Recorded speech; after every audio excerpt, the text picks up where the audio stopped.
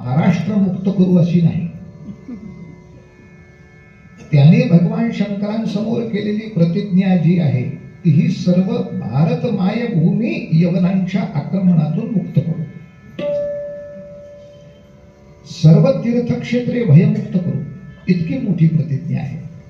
आपल्याला एक छोटीशी गोष्ट माहीत असेल नसेल मुद्दाम सांगतो. महाराणा प्रतापांच्या जीवनात एक कथा अशी आहे. महाराणा प्रतापांचं जीवन साधारणतः आपल्याला माहिती आहे की ज्यांनी आपल्या मेवाडचं स्वातंत्र्य राखण्यासाठी वेळ प्रसंगी प्रजेसह 12 वर्ष वनवास पत्करला. पण त्यांच्या तपश्चर्येला फळ आलं. 12 वर्षाचा वनवास संपल्यानंतर पुन्हा महाराणा प्रतापांच्या हातात बहुतांशी मेवाड आलं. ते पुन्हा त्याचे स्वामी म्हणून राज्य करू लागले. पण तरी सुद्धा महाराणा प्रतापांनी आपल्या सर्व सैनिकांना आणि सर्व नागरिकांना एक बंधन घातलं. आपल्याला वैभव प्राप्त झालंय, आपल्याला सत्ता प्राप्त झाली आहे, सगळं ठीक आहे, पण तरीही आपण पत्रावळीवरच जेवूया.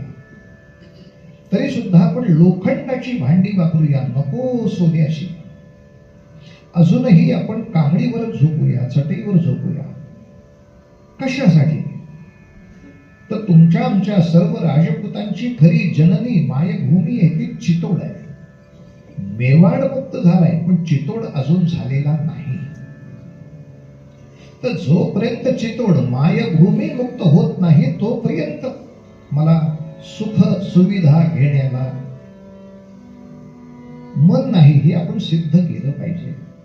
महाराणा प्रतापांचा सुद्धा आपण मातृभूमीवरचा एक विलक्षण प्रेमाचा आविष्कार त्या ठिकाणी पाहतो. आणि थोडे आधुनिक आविष्कार.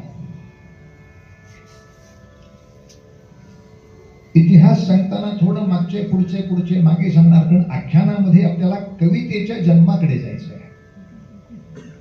तर कवितेच्या जन्मासाठी कोणकोणते संस्कार, त्या मुळात कवीवर कोणकोणते संस्कार होतात?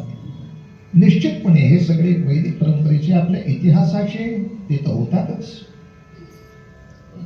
आणि याच बरोबर त्या कवीच्या नंतरच्या कालखंडातही